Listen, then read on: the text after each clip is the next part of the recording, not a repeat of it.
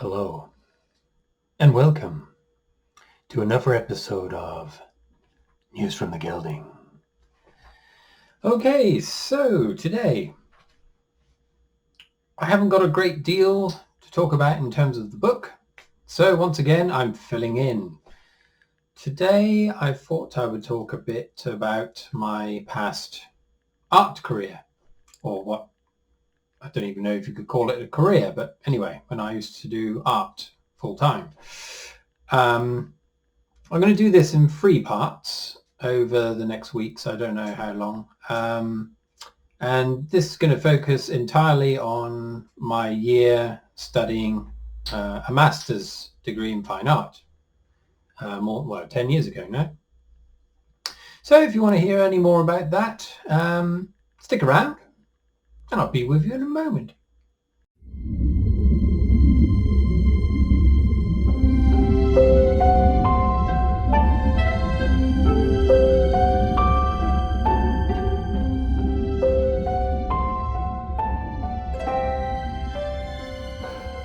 Okay, hello, welcome back.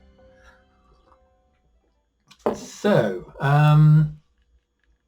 yes, from the age of 26 until my early 30s, 31, something like that, I dedicated my life to art. I hope to eventually become an artist and work full-time doing that, but that didn't work out. As you can see, I'm now driving a car on a school run, and I'm writing a book, or books instead. I'm not going to tell you too much about where it went wrong, but I'm going to talk about that year that I spent studying in Bath, doing a studio-based master's degree in fine art. Okay, so as I've said at the beginning, I'm going to do this in 3 parts because it was across 3 modules. It was a whole year, 12 months, and I worked on it every single day pretty much. When I started the course, I'd been making performance work, performance art, video art, but all of it generated from an interest in conceptual art, where the idea is paramount, and whatever you use to express or describe or illustrate the idea is beside the point almost. You pick the best fit for whatever idea it is. So I never considered myself a filmmaker or a video artist or a performance artist. I picked and chose what I wanted to do, and usually video was the best medium for me. So when I began the course, I was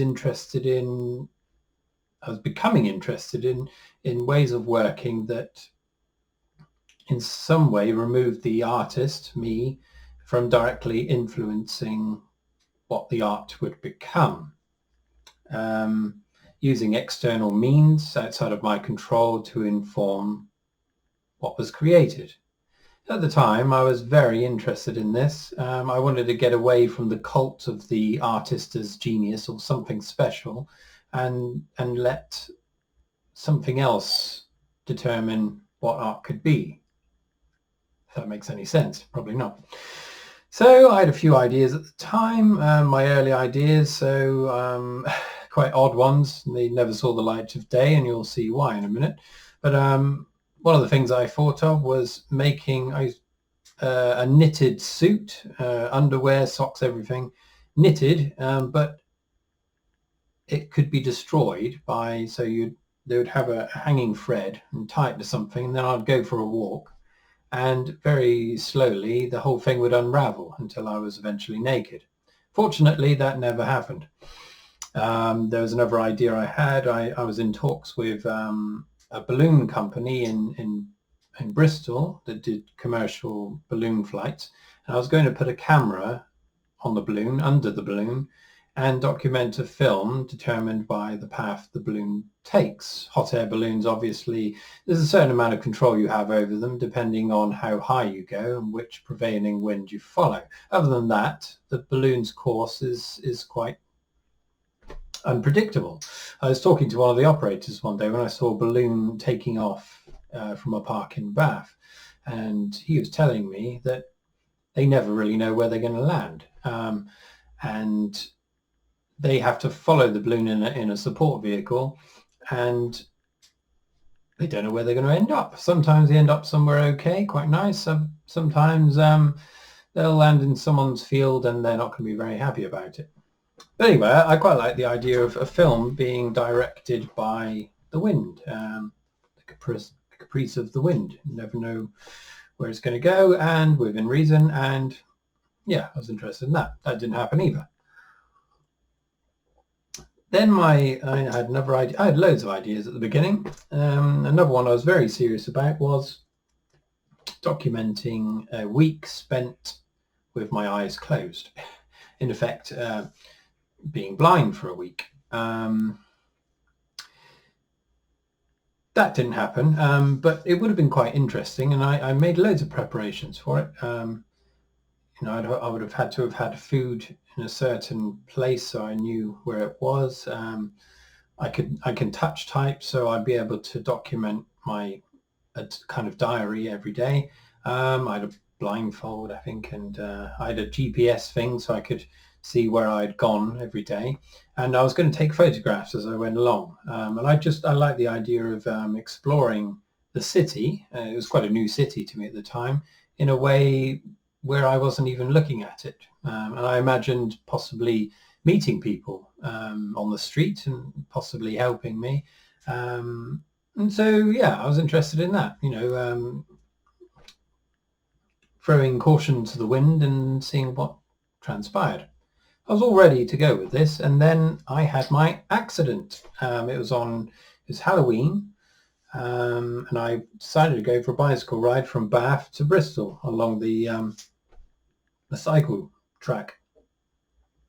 I got there and it was lovely. I saw lots of people during the day dressed as zombies and various things. It was quite nice. And then I fell off my bike.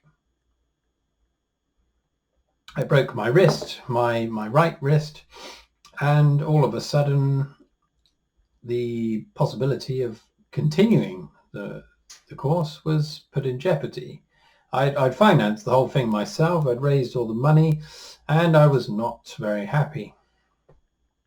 Fortunately, because of the mistake the hospital made, they agreed to try and get the operation pushed forward. So I got it done quite quickly, and I carried on working.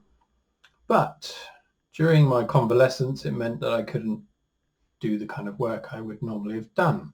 And so I started just playing around. I was quite depressed, I suppose you could say, at this point, and I was just playing around with little video clips that I'd got off online, and I suddenly stumbled upon something that really excited me. So, where shall I go from here? I've got a few points here. So, I'll bring up this little thing. This is by an artist called Dan Graham. Very simple. It's just a text piece. And it's all of the measurements from his retina to the lens of his eye, and then to his glasses, and out and out and out, all the way to the edge of the known universe. I absolutely love this. This is, for me, is conceptual art in its purest form. It's just words on a page. You read it, and you get this amazing idea of not only the scale of the universe, and our position within it, but also it relates specifically to the eye, our primary sensory organ, and just loved that little piece. This married quite nicely with my ideas of removing control. So I was also very interested in space and astronomy, and I thought that exploring notions of things outside of our experience, we might better understand ourselves And at the same time, it's a kind of removal of where I was always trying to remove my control over a piece of work. These ideas about space and the size of the universe, things like that, was removing the significance of humanity in itself, which I was very interested in. So anyway, found a clip of a lighthouse, and I realized that this would be a nice way of illustrating what a pulsar was. And a pulsar is a neutron star, a collapsed sun, a star, that kind of imploded under its own gravity. A super dense object, the size of a city, but with the mass of, like, our sun, for example, squashed into that size. And it's spinning quite quickly. At the same time, it's giving off radiation, and that radiation can be detected here on Earth by radio telescopes. And I thought it'd be nice to illustrate that using a lighthouse, whereas that's often used as a description or a way of explaining the phenomenon. So I did that, and I found that at the time, this was 10 years ago, I don't know how many pulsars have since been discovered, but there were quite a few then. I had a catalogue of them, and I decided to pick out ones that had frequencies that related to me. I think I can't remember now exactly, but one was like breathing rate, heart rate, the frequencies that the brain uses to work, various things. I can't remember now, but so I picked 6 pulsars that each kind of had some reference to me. And I put them together using these lighthouses, and I created this little piece. I'm going to show you just a clip of it because it's made to go on and on. So here we are. I'll put it on now and see what you think.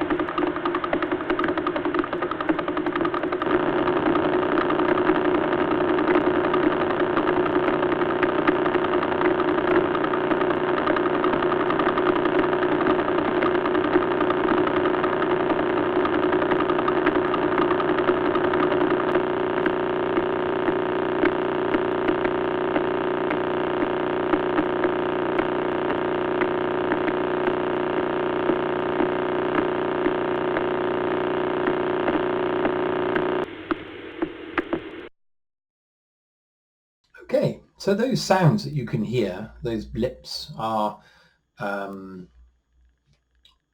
from the radio signal that's picked up. So those blips reference the neutron star turning. So the slower ones that reference my breathing or my heart rate, they reference that spin, which is quite amazing when you consider the size of these things and how heavy they are. It becomes even more amazing when you consider the very fast ones that reference the frequency of brain waves. That thing is spinning that quickly. It's quite incredible.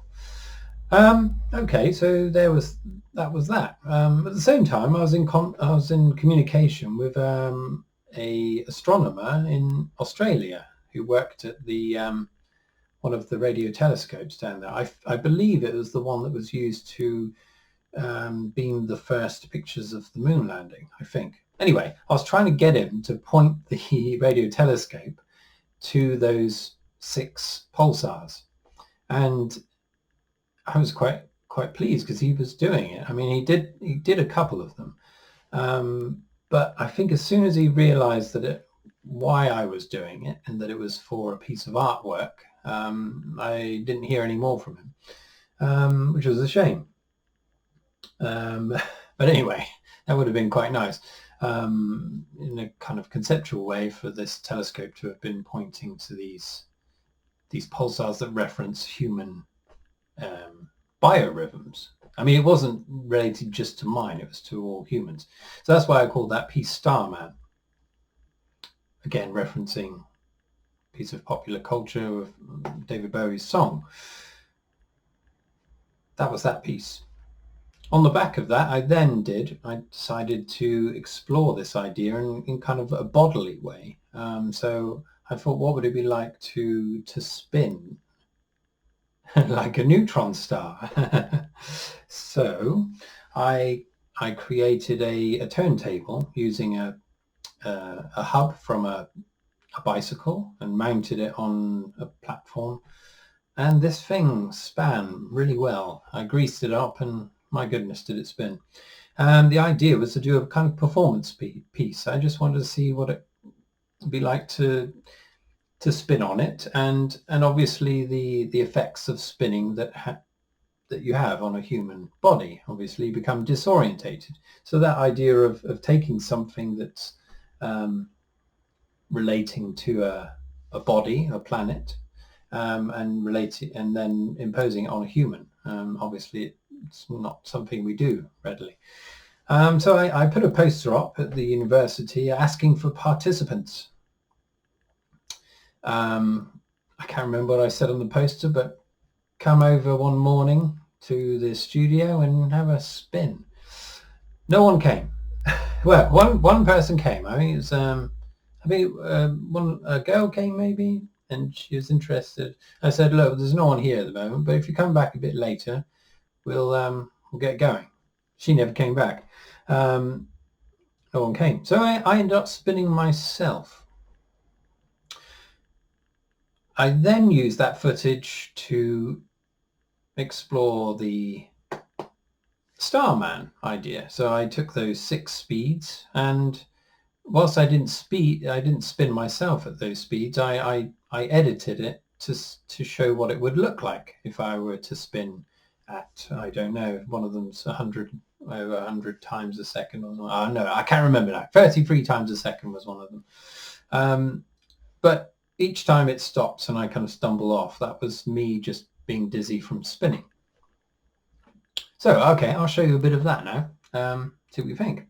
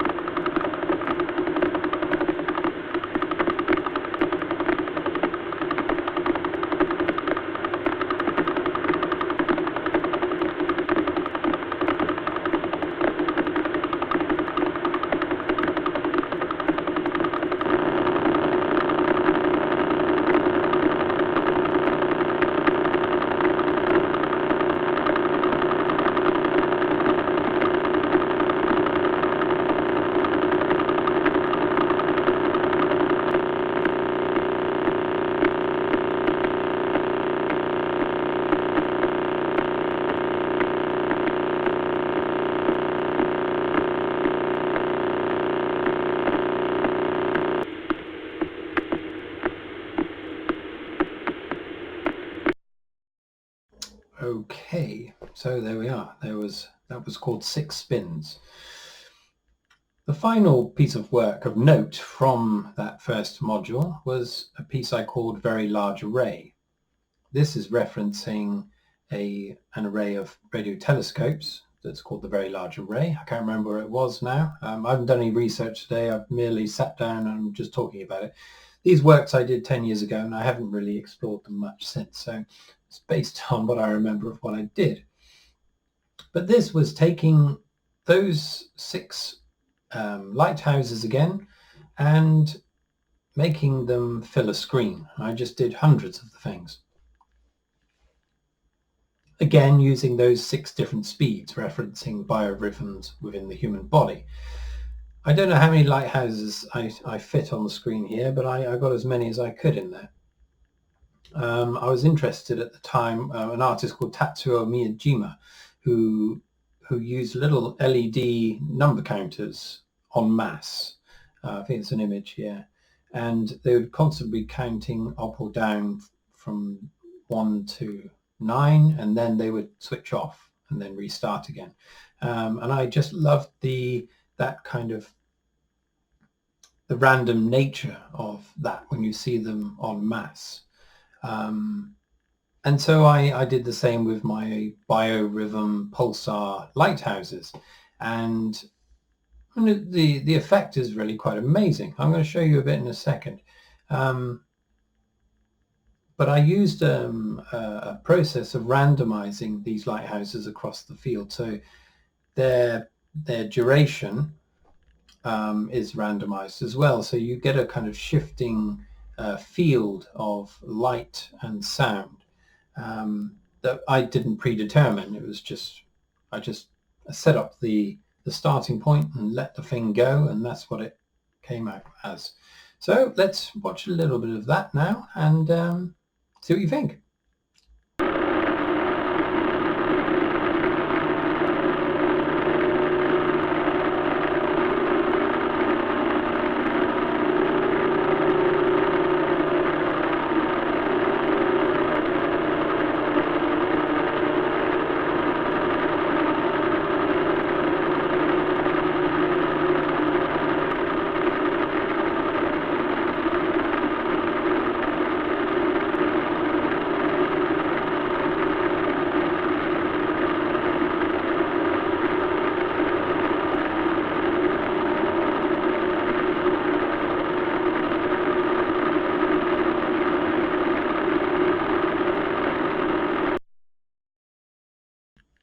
Okay, there we are. That's all. That was the first module. I don't know how long that was, maybe 3 months work that I did all of that. And essentially it was all from that tiny little clip of a lighthouse that I pulled off the internet from somewhere. I had the idea that I would go and I researched all these lighthouses and I was going to film them, but to do my own version. But it turns out that a lot of these lighthouses have very strange mechanisms now, and they don't kind of look like a traditional lighthouse anymore. So I just used that crappy clip that I found, and it worked out quite nicely. I must also say that all these videos I've shown you, they were done 10 years ago. It was before HD video was used a lot. So the computers I was using, they couldn't handle HD, so that's why I've upscaled them to this. The quality would be amazing, I think, if done in HD. I don't think I'll ever do that. That time's gone now, but it gives you an idea of what the effect might have been if I'd done it in HD. Okay, so there we are. That was the beginning of the course. I absolutely loved that year, and I loved being at art college before that. But it's very hard to keep it going, that kind of life, if you're not fully immersed in the art world itself, and if you don't have financing to keep it going. I would have quite liked to have stayed on and done a PhD. My professor at the time she was quite, she said it would be good if I did it, but obviously you to finance that yourself, you're talking thousands of pounds, and it takes 4 years or something. So anyway, that was all done. I've got very little interest in the art world now, other than what the practical side of producing work for my books. I might go back to it one day, who knows. In fact, I've got a piece of work that I made in 2014 that I've never shown anyone, a piece of video, which I might show you one day, because no one will ever see it else. But anyway, that's that. This week, I will certainly begin this final painting for the book. Yeah, I've just got to get on with that now. I'm procrastinating too much, but I have been working on writing the second book, so I have been doing something. It's just I haven't got anything physical to show you. Next week might be part 2 of my university artwork portfolio. So I'll probably, I'll see you then and talk about that. Okay, I'll leave it there because this is too long. Cheerio.